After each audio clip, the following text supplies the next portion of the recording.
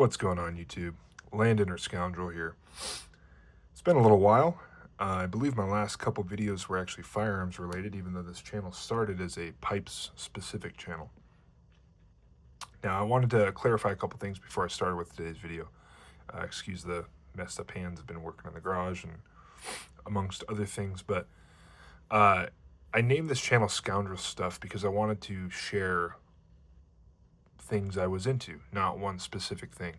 And I understand if that's disappointing to my pipe viewers out there, which is how I started. But, you know, I just want to share and express the things that I'm into and when I'm into them.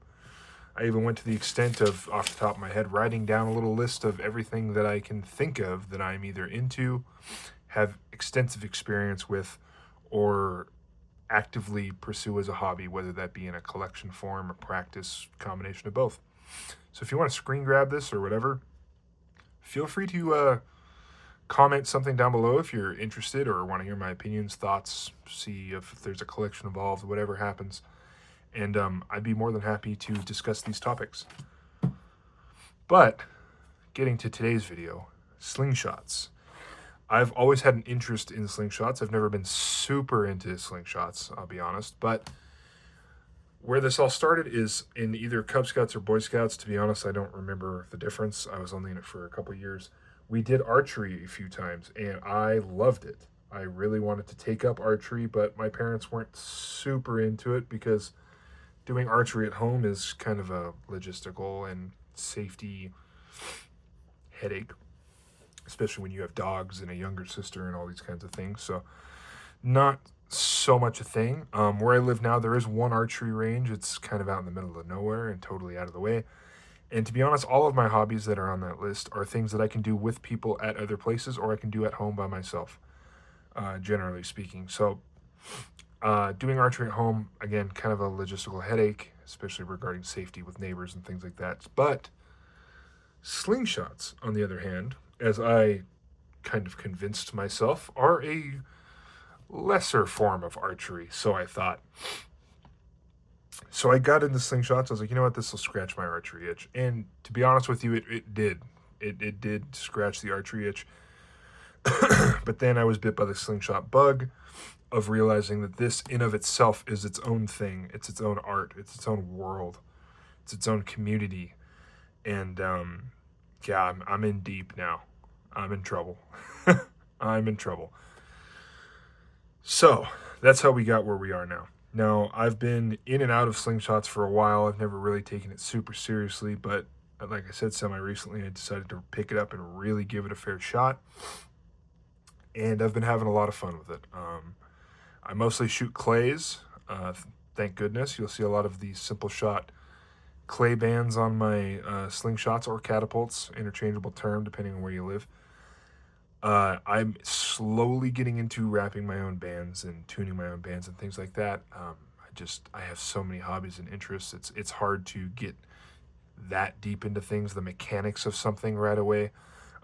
Usually I want to learn the thing before I learn how to make and repair the thing, just to be sure I'm not, going a little overboard. One second, I'm gonna take a sip of water. But I'm slowly getting into wrapping my own bands and things like that. But for now, simple shot clays. The reason I fire clays is because I don't want a yard full of stainless steel when I completely miss my my ammo catcher, which still happens as I'm learning.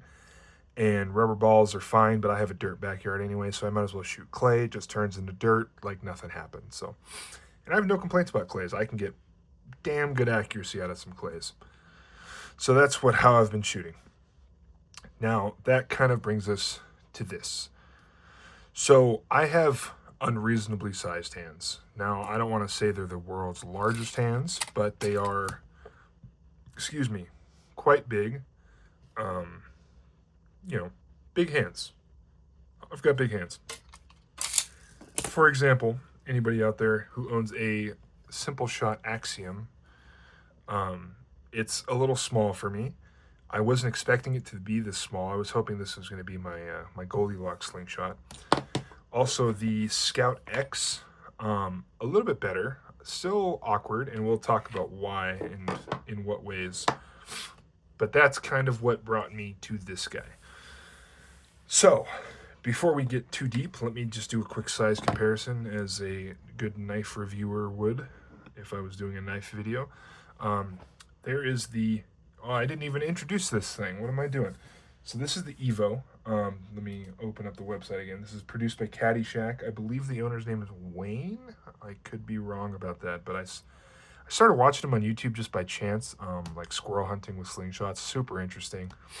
Pheasants, rabbits, ducks even. I believe in England and maybe parts of the US, I'm not sure, they call it a mooch, which is kind of like a walkabout or a hike plus hunting. It's like whatever you make it type of deal. And he is an absolute crack shot with these.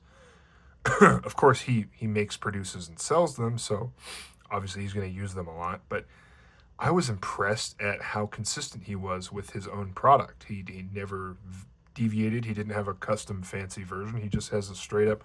I'm not even sure he runs the clips. Maybe he does, but he might even be just doing twist and tuck or wrap and tuck, which I actually kind of prefer still, but I'm really warming up to the clip systems. Anyway, sorry, I got off topic. Size comparison to the Axiom. There you go. Not Simple Shot. The Catty EVO. I believe it's also called the Goblet Chalice or Goblet and/or Chalice. It's got a couple names. Also compared to the Simple Shot Scout X. I believe these are probably the two most popular slingshots of the last few years, as far as I can tell. Not a market expert. So if in a two-dimensional plane, as you're looking at them now, sorry, it's a little cockeyed, otherwise I'd have to move the camera and get shaky. In a two-dimensional plane, these are actually quite similar. Not the same by any means, not at all. But they're not completely different either in a two-dimensional plane. Now, where things do get dramatically different is when you enter the third dimension and you see, oh, this is just a bar of steel. And that's pretty much what an EVO is a bar of what appears to be less than half-inch, thick-ass stainless steel, to be honest with you.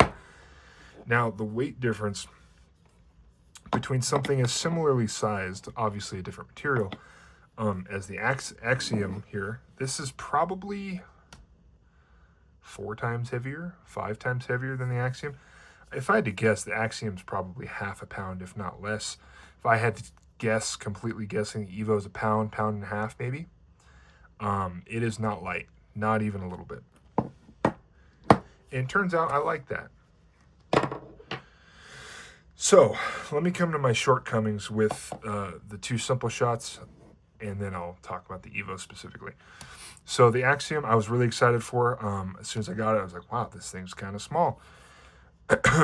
I can't do a full supportive grip on it, like a thumb grip like this. It's just too cramped here. I mean, I'm like cramming everything together, trying to get on this thing, and it's just, my thumb is overhanging, so my thumb hits the band. Try to pull my thumb back, and now my thumb's like trying to slip off in every direction. It's just awkward and uncomfortable. If I go for a full pinch grip, I slide off of these things because my fingers are a little bit too wide. So I slide off of these humps here. They're not quite dramatic enough to lock my own fingers in. And again, I want to be clear. I understand I'm kind of the exception of the rule on this. These two Simple Shots are some of the most popular slingshots ever made. And there's a good reason for it. But I just noticed that I couldn't get a good grip on this guy. If this was 25% larger, it would probably be a lot better fit for me. But another problem I have with the Simple Shot, and especially with the Axiom and Scout X, is I can't find square very well on this for some reason. I don't know if it's because it has the rounded edges or if I can't get a proper grip, but I'm always either a little bit high or a little bit low on my hold on this, and it's just so inconsistent, and I don't have like a set position on this. I'm always messing with it. So that's actually what resulted in this, which is actually 2 hand shots 24 hours apart from each other. I've been doing my shooting at the same time pretty much every day, assuming my day allows it. But I actually hit this spot yesterday Again, shooting clays, thank God. If I was shooting steel, this would probably be a lot worse. But hit it, ow, okay, I had like a bruise and a scrape. And then today I hit it, ow, in the identical spot. I wish I took a picture of it yesterday. Identical spot, and just ripped all the skin right back off of it. And now it's swollen and hard and hot. But that's because I was shooting this Axiom, and I have quite a few frame hits right here. Because I just can't find square. I can't find an anchored grip on it. Now with the Scout X, right here is perfect. I can grip this perfectly here. I can get a really nice grip here, but my problem with this guy is the palm swell, at least for me, is in such an awkward spot that it's like, I don't know how to explain it. There you go. It's like that for me. So in order not to do that, I have to lift my pinky up, and now it's sliding on these knuckles right here whenever I put some pressure on it. Maybe I'm just not figuring it out, but I've messed with this thing for quite a while. I've had it sitting on my desk, and I'll just sit here and mess with it. I'm like, okay, I need to find a proper grip on this. I just can't figure it out. So that's what led me to an EVO. I'm not gonna lie. The number one reason I got this thing is because I thought they were beautiful. The number two reason is because it's a solid piece of stainless. And as somebody who TIG welds, a solid piece of stainless just makes me warm and fuzzy inside. Another thing is it's got kind of a medieval vibe to it, which I'm into. I love medieval stuff, and it's just cool looking. It almost looks like chainmail or something like that with this. This is my second take on the video. In the first take, I forgot the word, and then I remembered it. Knurling, if this is even knurling, this is very spaced out if it is knurling, but almost looks like chainmail. It kind of looks like a goblet or a chalice, which if you drew like a line here and filled in this area, it would kind of look like the Holy Grail or something. It's just freaking cool.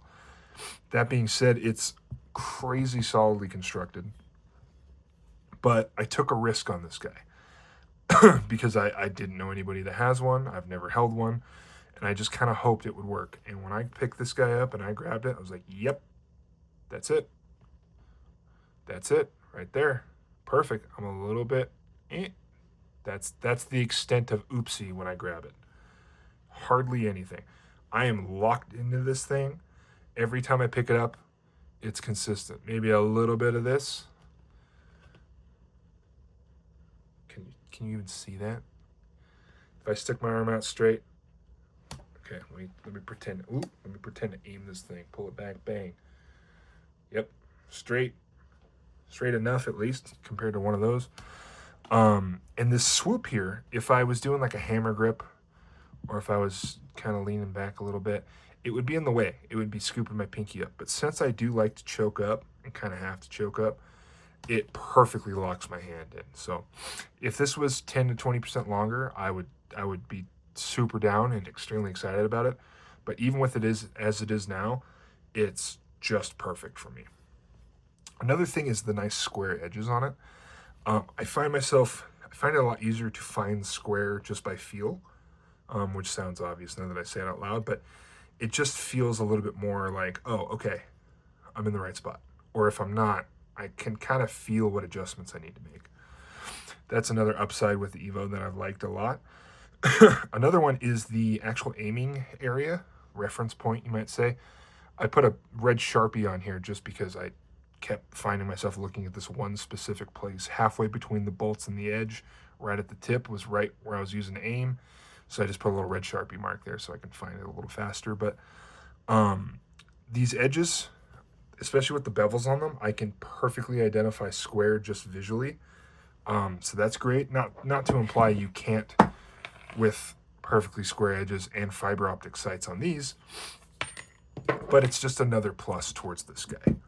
It's not by any means game-changing compared to the other options, but as a total package, it's just... The clip system on this guy is second to none. I mean, it's actually kind of intimidating, the clips. I mean, they look exactly like the jaws on my German-made rigid vise that I have, which is scary to clamp things in because it kind of just eats them for breakfast. And the teeth on these are no joke. Again, solid machined or not aluminum, stainless, with what almost looks like custom hardware. I'm not going to take these out right now because I just put these bands on and I really don't want to mess them up. But these screws, bolts, they almost look custom. I have no idea where you would get these. I've never seen these in McMaster Car or anything. Not like I have the damn thing memorized. It's like knowing the whole Bible. But I've never seen these specific screws before because they have like a platform that the springs rest on, and they're just really cool looking. I've never seen them before. Love that we're using Torx. Thank you for being a reasonable human being. Same with Slingshot too. Hex, Torx, whatever. As long as we're not using flatheads and Phillips. Can we please, as a people, as a species, just stop using flatheads and Phillips, please? Like, I understand Americans are like, ew, European stuff, but like, can we just be honest? Phillips suck. Okay. But the screws are great, the bolts, whatever you want to call them. The spring on them is very springy to the point where if I unscrew these and then I push the bolts out, so I'm pushing the clip out, and I drop my band in and I let go so it springs back closed, I could probably go about that much tension on it before it lets go, because these teeth are just so aggressive and the spring is so strong. On that point, when you buy a brand new one of these, it actually includes a little bit of sandpaper for you to open up the clips and actually knock the sharp edges off the teeth of the clips. And at first I was like, well, that's kind of cheesy. Why wouldn't you guys do that yourselves? But thinking about it, like the quality control would be a nightmare. It takes about 20 minutes per, and these have pretty minimal handwork on them as far as I can tell. So that would just add to the cost. And honestly, if they messed it up one time, somebody gets a latex in the face, they're going to be pissed. So it's better to just say on all of them across the board, the user has to, dial them in. Probably safer, smarter, and brings the cost down for the buyer. So not mad about that. Just keep that in mind. There are a couple sharp edges on this guy. Nothing at all bad. The backside of the bolts could probably use a little bit of a chamfer or rounding off. Don't know if that's within their practical ability on like assembly or anything like that, but just like a Scotch-Brite pad, just put it in the box, put it in the box. I mean, that would do wonders, because I would imagine if you had your bands laying flat in the other direction, like if you laid this down on a table on top of the bands and then slid it around a little bit, that would probably not be great for your bands. But again, it's not crazy sharp. It's minimal. It's barely there, but it is there. The only other sharp edge corner that I've been able to find on this guy is right here where this downstep comes, on the corners right here. Specifically, this one is pretty sharp. Do I have a piece of skin where you'll be able to see this? Probably not. But it's scratching me a little bit. It's not quite cut you sharp, but it's up there. I'll probably grab that piece of sandpaper that came with this just because it feels correct, and maybe knock that down a little bit. Other than that, like I said, the knurling, it's aggressive knurling. It's interesting because it's got pretty big spaces between the knurls, but also the tips are really inconsistent. Like, some of them are very sharp and some of them are more flat, and you can probably even see by looking at them. The more light spots you see, like, I don't know if you can see, but like this guy right here, how much reflection you see off the top versus the one right next to it. This one is sharper. This one is much sharper. I'm not sure if that's just intentional, if that's inconsistency, whatever. It's not a problem. It's just an interesting thing where I'm like, I wonder if somebody like took a piece of sandpaper and kind of like knocked these down by hand before they did a final assembly on it, because it seems like somebody kind of like went like that and went like that, because the center ones are a little bit sharper. Anyway, they have crazy good traction for just being a solid piece of stainless steel. Not quite painful, but they definitely let you know they're there. Not something you would want to step on barefoot, that's for sure. That would be very uncomfortable. But also not quite, stepping on a Lego, I want to die either. It's there. It's letting you know it's there. It's got good grip. I've been considering wrapping this with paracord, but honestly, I don't think it's needed. And that nice flat edge, I don't want to lose that. Paracord hole, lanyard hole, whatever you want to call it, perfect. Nice chamfer on it. No complaints. This is kind of turning into like a assembly, parts assembly review, because I did parts assembly in QC for quite a while. But I'm just impressed with this thing for the simplicity, but the effectiveness of the things that are here. That, I mean, you can tell this is a very minimalistic design, especially compared to something so alien looking like this. I mean, if you handed this to somebody in like the 13th or 14th century, aside from the bolts and the springs, they'd be like, okay, yeah. Assuming they know what a slingshot is, they're like, wow, this is just a extremely well-made slingshot. Whereas this thing, they'd be like, what the hell is that? You know what I mean? It's somehow, you know, medieval and archaic and gothic looking without you know, being obsolete. It's still achieving relevance in a practical sense, which is just impressive to me. Again, I'm biased because I think it's damn beautiful, but you know, I wouldn't use it if it wasn't functional. And this has been my go-to, especially the weight. I didn't think I wanted weight in a slingshot. Usually in, like, you know, handguns or boxing gloves or even tattoo guns, like something like this guy.